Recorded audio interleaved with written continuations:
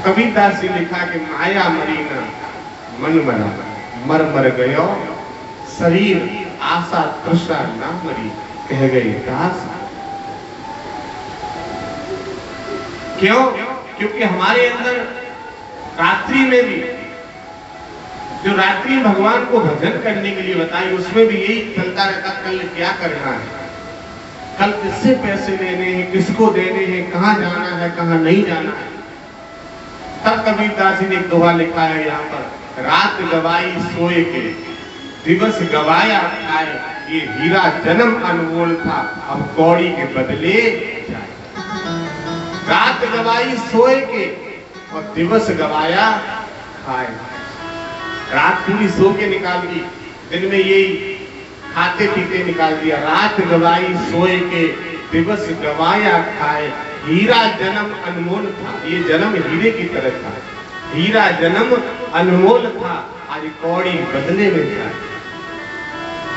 पूछते लोग कौन खत्म हो गया, आप नहीं जानते तो उस मोहल्ले के खिलाने देते। ये शरीर मिला हमें 60 वर्ष, 70 वर्ष, 80 वर्ष, लेकिन हमारे मोहल्ले के पड़ोस के हमें नहीं जान पाए।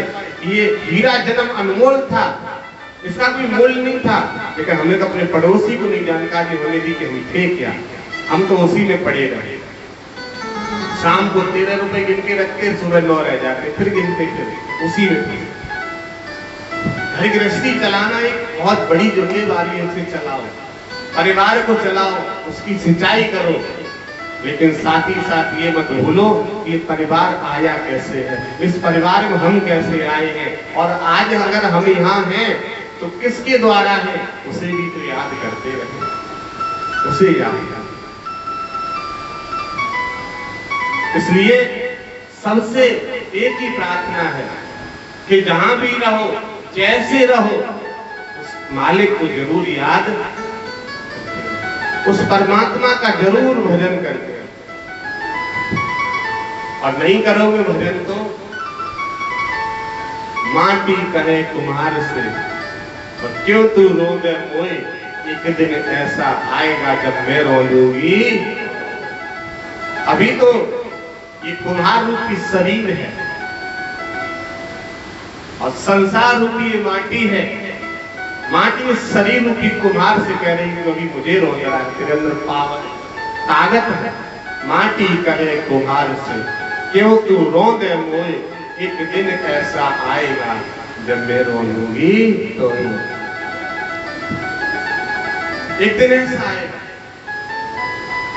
इसलिए मन हमेशा जितना हो सके एकांत में जब लेट जाओ, बैठो, तो भगवान को ज्यादा याद, ईश्वर को ज्यादा याद, क्योंकि परमात्मा के यहाँ देर है लेकिन अंधेर। तुम्हें कोई गालियां दे रहा है, तुम्हें कोई बुरा बोल रहा है, बोलने दो, तुम स्वयं मत बोलो।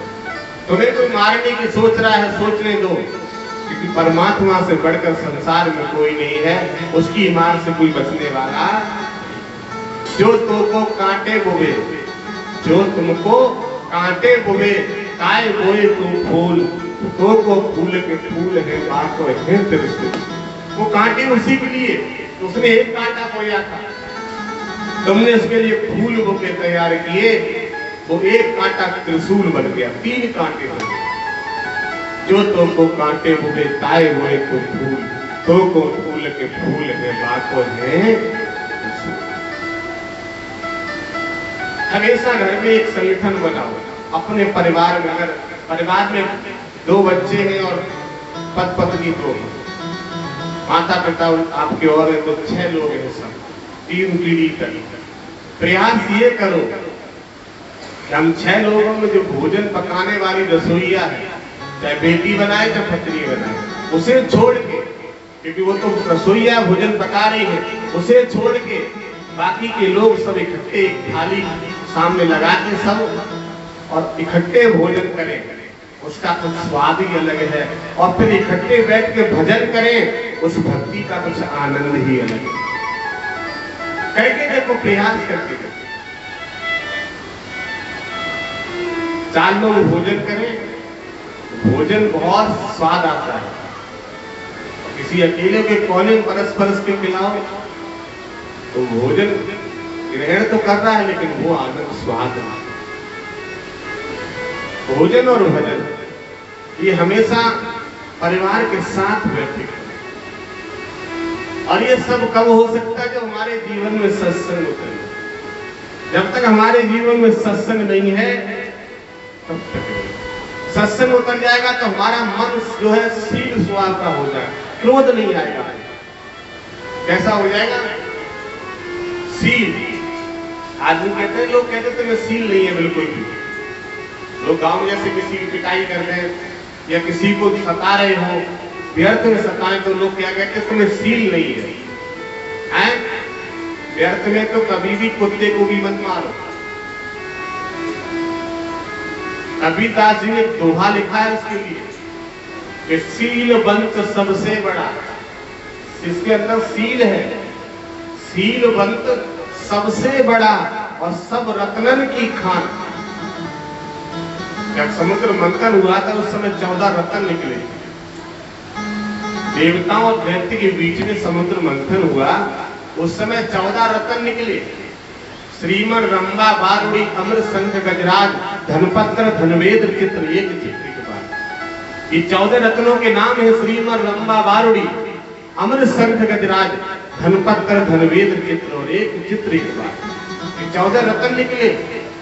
14 रत्नों की जो खान है, जो उसकी कोठरी है, वो कहाँ है? जिसके अंदर शील है उसकी खोपड़ी में है। शीलवंत सबसे बड़ा, सब रत्नन की खान। बहुत बड़ी बात है, बड़ा अपने अंतःकरण में उतारने का प्रयास करना कि जिसके अंदर शील है उसके अंदर 14 रत्न। ये बताएगा। और क्या बताया कबीरदास जी ने कि शीलवंत सबसे बड़ा, सब रत्नन की खान और 3 लोक की संपदा रही शीश में। समझे या नहीं समझे? शीलवंत, जो शील है, जिसके अंदर शील है थोड़ा, शीलवंत सबसे बड़ा, मतलब संसार में वो सबसे बड़ा है। और सब रत्नों की खान, उसके पास सब रत्न पर्याप्त, जो शीलवंत है। और 3 लोक की संपदा, 3 लोक हैं, तीनों लोगों की जो संपत्ति है रही शीश में आन, उसी के पास संपत्ति का आगमन बना रहेगा जो शीलवंत बना। शीलवंत सबसे बड़ा, सब रत्नन की खान, 3 लोक की संपदा रही शीश में। शीश में। लेकिन वहां कबीरदास जी कहते हैं, कबीरा सोया क्यों करे? अपने आप को कह रहे हैं, कबीरा सोया क्यों करे? उठ ले भज भगवान और जब जब घर ले जाएंगे पड़ी रहेगी म्यान। कबीरा सोया क्यों करे? शरीर से कह रहे हैं क्यों सो रहा है? उठ ले भज भगवान, भगवान का भजन कर ले। और जब जब घर ले जाएंगे पड़ी रहेगी म्यान। तो तलवार खींच लो तो म्यान खाली पड़ी है। इसी तरह आत्मा रूपी ये तलवार निकल जाएगी, जब जब घर ले जाएंगे पड़ी रहेगी। इसलिए हमेशा शीलवंत बनो, क्षमावान बनो, दयावान बनो। किसी ने गलती कर दी, हम क्षमावान, हम बड़े। क्षमा बड़न को चाहिए, छोटन को उत्पात, कहा विष्णु का घट गयो रघु ने मारी। हमारे इस धाम पर 1-1 लाख रुपए का किसी बच्चे ने नुकसान कर दिया। 1-1 लाख रुपए किसी बच्चे के द्वारा नुकसान हो गया। लेकिन हम बड़े हैं, बच्चा छोटा है। कोई कहीं गया, किसी के द्वारा गाड़ी का कोई एक्सीडेंट हो जाता है, गाड़ी खड़ी है टूट गई, क्या उस बच्चे को पिटाई करने से गाड़ी सही हो जाएगी? हम प्रयास करें उस बच्चे को और अच्छा बनाने का प्रयास करें, उसे बताएं कि ऐसी गलती कदापि नहीं करना। क्षमा बड़न को चाहिए, छोटन को उत्पात, का विष्णु का घट गया जब प्रभु ने मारी। भगवान राम जब विष्णु के अवतारी थे, इधर ब्रह्म जी आ रहे थे, उन्होंने भगवान राम के सीने में लात मारा। ब्रह्म ऋषि ने और जब भृगु ऋषि परशुराम बने और भगवान राम विष्णु के अवतार से राम बन के आए त्रेता युग में, तो जिस समय सीता का स्वयंवर चल रहा था, परशुराम जी गए हैं, तब उन्होंने कहा कि हे ब्राह्मण देवता, आज भी सीने के निशान मिटे नहीं है, आज भी निशान है। तब उन्होंने वो दिखा है कि क्षमा बड़न को चाहिए, छोटन को उत्पात का विष्णु का घट गयो। जब भृगु ने मारी लात, लक्ष्मण तो बहुत छोटे हैं, ये तो उत्पात करने में कोई वो नहीं है, आप बड़े हो, आपको क्षमा करना चाहिए, तभी होता। इसलिए हम सबसे कहेंगे कि हम सभी का कर्तव्य है अपने अंदर सील लाएं और बुरतनों की खान आ जाए। जहां दया का धर्म है, जहां दया का धर्म है, जहां लोभ का पाप, जहां क्रोध का पाप है, जहां क्षमा का।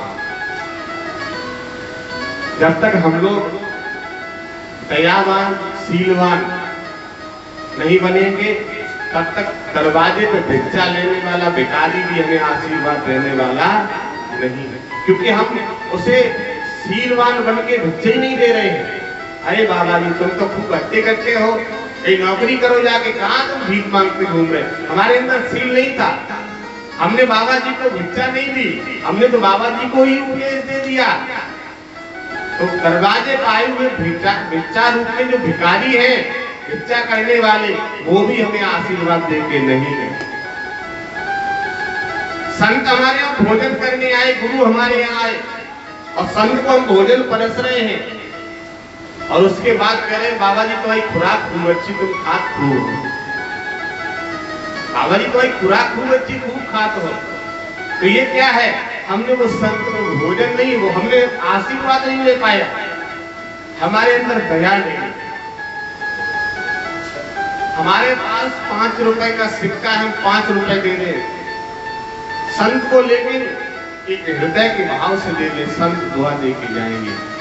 जब काम दवा नहीं करती है तब काम दुआ कर जाती है, जब कामिल मुर्शद होता है तो बात भगवान से।